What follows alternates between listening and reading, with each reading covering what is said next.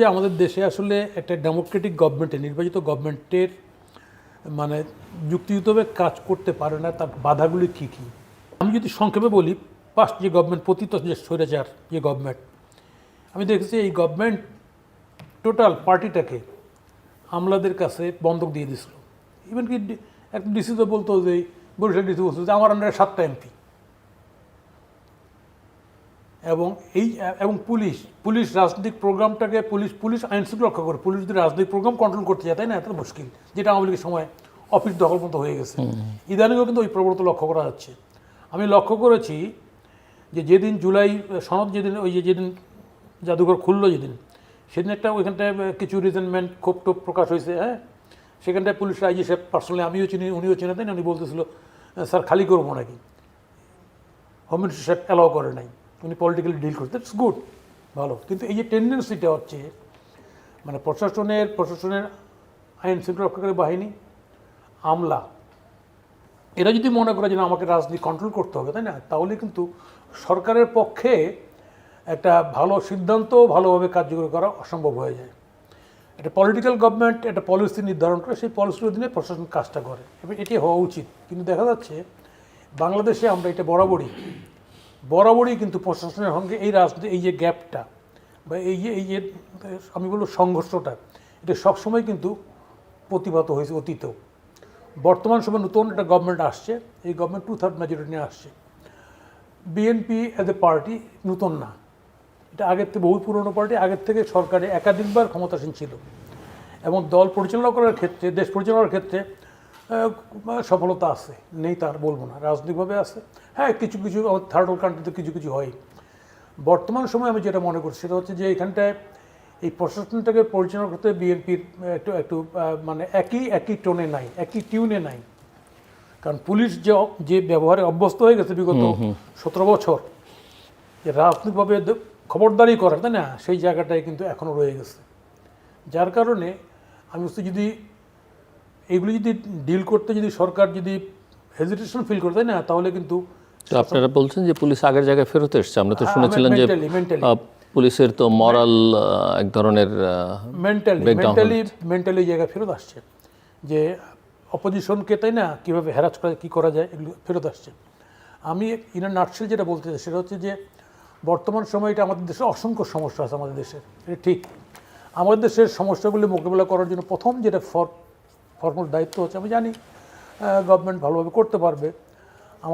আমাদের এই যে ডে টু ডে চাহিদা, 18 লোক, তো আপনি মরিচের চাহিদা, পেঁয়াজের চাহিদা, গ্যাসের চাহিদা, বিদ্যুতের চাহিদা, ডিজেলের চাহিদা, তাই না, এই সামগ্রিক চাহিদা, এগুলি মিটিয়ে দেশটাকে স্মুথলি শাসন করা বা রুল করা বা জনগণের সেবা করা, যেভাবেই বলি না কেন, এটা করতে গেলে কিন্তু আমাদের অনেকগুলি বিষয় আমাদের ডিসাইড করতে হবে। আমরা জানি যে বিগত সরকারের কাজের কারণে আমাদের সঙ্গে, প্রতিবেশীর সঙ্গে সম্পর্কটা একদম তিক্ততা চলে গেছে। এই সরকার নির্বাচিত হয়ে আসছে, এই সরকারে এটাকে ঠিক করতে হবে, মেরামত করতে হবে এটাকে। দ্বিতীয় বিষয় হচ্ছে আমাদের প্রশাসনটাও, বিগত সরকার, এই যে পুলিশ প্রশাসন বলেন আর সিভিল প্রশাসন বলেন, এই প্রশাসনগুলিকেও একদম দুমড়ায় মুচড়াই দিচ্ছে। ইভেন কি আপনার হাইকোর্ট থেকে শুরু করে সমস্ত জায়গায় এটা অব্যবস্থা ছিল। তাহলে এই গভর্নমেন্টের এখন বোঝা উচিত যে আমাদের এই কাজগুলি কিন্তু এত ইজি কাজ না, এটা ধীশক্তি দিয়ে এটাকে অ্যাসেস করে কাজগুলি করতে হবে প্রশাসন পরিচালনার ক্ষেত্রে। যদি এক্ষেত্রে ব্যর্থ হয় তাহলে কিন্তু সরকারের মূল টার্গেট অর্জনে সরকার ব্যর্থ হবে। আমি এই সমস্যাগুলি মূল সমস্যা হিসেবে দেখতেছি। মানুষের ডে টু ডে সমস্যা, এখানটায় বিদ্যুৎ একদিন থাকলো কি থাকলো না, এগুলিকে পাবলিককেও বুঝতে দিতে হবে, নিজেও বুঝতে হবে। এখন ওই যে হুইপ সাহেব বলে ফেললেন, দেখলাম ইতে আসছে, হ্যাঁ, যে ইন্ডিয়ায় সব গ্যাস পাচার করে দিচ্ছে, হ্যাঁ, থেকে হুইপ বলছেন এরকম একটা কথা, এটা হ্যাভি ট্রল হচ্ছে এই কথাটা। তো ফলে এই ধরনের কথাবার্তা বলো, বা ওই যে এর আগের আওয়ামী লীগের হোম মিনিস্টার ছিল, এটা ধাক্কা ঝোঁকায় দিয়ে ফেলে দিচ্ছে, সমস্যা হইতে পারে, কারণ হাজারো সমস্যার সংকুল এই দেশটা। তারপরে বিগত সময় মারাত্মক একটা টার্মোইল গেছে এখানটায়। তো সেই জায়গায় দাঁড়ায় আপনার পার্লামেন্টে যে দলটা আছে, বিরোধী দল যে আছে এবং সরকারি দল যে আছে, এই দল একই টোনে রাজনীতি করছে, কিন্তু সরকারি দল বিরোধী দলের রাজনৈতিক ফর্মে হয় নাই। ফলে এই ক্ষেত্রে এটাকেও হ্যান্ডেল করার ক্ষেত্রে সরকারের কষাস দৃষ্টি নিতে হবে, কারণ বিরোধী দল তো মনেই করছে তারা ক্ষমতায় চলেই গেছিলো, এবং তার বই প্রকাশ ওনারা দেখিয়েছেন। তাহলে আমি এই সামগ্রিক বিষয়গুলি মিলিয়ে বর্তমান সরকারের শুধুমাত্র ডে টু ডে ওয়ার্ক ছাড়া নিজেদের যে রাজনৈতিক যে আলোচনাটা বা তাদের থিঙ্ক ট্যাঙ্ক যেটা বলেন না কেন, এই আলোচনাটা আমার ধারণা সরকারের মধ্যে কম হচ্ছে। সরকারের উচিত হবে নিজে প্রধানমন্ত্রী মহোদয় যেটা বলতেছেন, বাকি যারা আছেন রাজনীতি না, সেল করে হোক কীভাবে হোক, এটা আলোচনাটা কন্টিনিউ করে হাউ এগুলি হ্যান্ডেল করবে। ডে টু ডে প্রচুর সমস্যা আসবে। এমনিটা রাজনৈতিক দল চালাতেই প্রচুর সমস্যা হয়, সেখানে একটা দেশ চালাতে। আর আমাদের মধ্যে এই দেশটা যেটা সমস্যা, এত সমস্যা পেরিয়ে আজকে এই জায়গায় এসছে। ফলে আমি আশা করছি বিএনপি যেহেতু একটা প্রাচীন পার্টি, ওই ধারাটা রয়ে গেছে, ফলে নিশ্চয়ই এই সংকটটা মোকাবেলা করে সামনের দিকে এগোতে পারবে, এটা আমি আশা করি। আর তরুণ নেতৃত্ব যেভাবে বিএনপি এবার গেছে প্রচুর, যদিও অনেক মন্ত্রী আমি চিনতে পারছি না, কিন্তু আমি অ্যাজ এ হোল আমার ধারণা ছাত্র রাজনীতির কারণে বিএনপির প্রত্যেকটা এমপির যারা ছাত্র রাজনীতি করছে আমার চেনা জানা শোনা, তারাও আমাকে চেনে। তো সেই হিসাবে আমার মনে হচ্ছে কিছু কিছু আছে নতুন থাকবে, সেটা হইতেই পারে। সেই হিসাবে এই সেট যারা মাঠে দীর্ঘদিন সংগ্রাম করছে, ওই একসাথে 9 বছর, তারপরে এই একদিন যারা ঘানি টানছে, আমার ধারণা তাদের চিন্তাটা দেশের মঙ্গলের জন্যই হবে। এবং যদি এই ফোর্সটাকে যদি অ্যাকোমোডেট করে বিএনপি তার ভবিষ্যৎ প্ল্যানিংটা করতে পারে, আমার ধারণা বাংলাদেশের রাজনীতি ভালো জায়গায় যাবে। রাজনীতির যে সহনশীলতা জায়গাটা, আমরা ইউনিভার্সিটিতে ছিলাম না, আমাদের সময় মারামারি হয়েছে, মুজিবুরের সময় মারামারি হয়েছে, কিন্তু মারামারির পরে আমরা একসঙ্গে অ্যাডজাস্ট করে একসঙ্গে থেকে রাজনীতিটা করছি টু টার্গেট অ্যাচিভ দেশকে সটাও। এই যে ঘটনাটা ঘটছে, তো এই শিক্ষাটা তো সারা বাংলাদেশের ছাত্র কমিটি আছে, তাদের অনেকেই এখন এবার এমপি হয়েছে। ফলে কেন তারা পারবে না? তারা ডেফিনেটলি তারা পারবে, এদেরকে স্পেসটা দিতে হবে।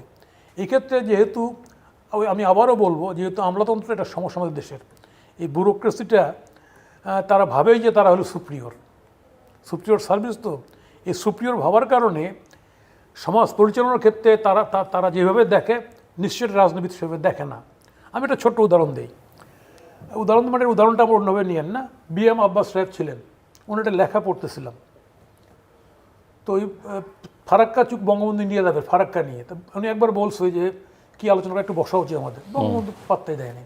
পরে বলতে কেমনে বলি যে লোকটা কিছু প্রিপারেশন না নিয়ে যাচ্ছে ইন্দিরা গান্ধীর সঙ্গে ফারাক্কা চুক্তি করতে, এটা কীরকম ঘটনা? তো তুমি আর সেকেন্ড টাইম বলার আর সাহস করবে, বলে না যে খামাকা বিরক্ত হবে। তো গেছে ওইখানটায় আলোচনা যখন বসছে, তখন বঙ্গবন্ধু কয় যে মাননীয় মিসেস গান্ধী, আপনি এত 1 কোটি লোকের খাওয়াইছেন, আমারে পড়াইছেন, তাই না? এখন আমার দেশের লোক কি পানি হয়ে মরে যাবে? আপনি দেখবেন না এটা? ইন্দিরা গান্ধী তার সেক্রেটারিকে কয় যে ওই আলাপ করে সেটেল করো how it can be happen. আমি রাজনীতিটা তো এভাবেই দেখে, তাই না? অত মাত্র হয় না। ফলে এই যে আমি একটা ধারণা বললাম, তাহলে এখন একটা ডিসি যদি মনে করে আমি তো সুপ্রিয়র পরীক্ষা দিয়ে, আমি তো মেধায় যোগ্যতায়, আমি তো ড্রাফটিংয়ে, আমি তো মেধাবী লোক, তো ইজি এই মননের কারণে কিন্তু আপনার গ্যাপটা হয়ে যায়।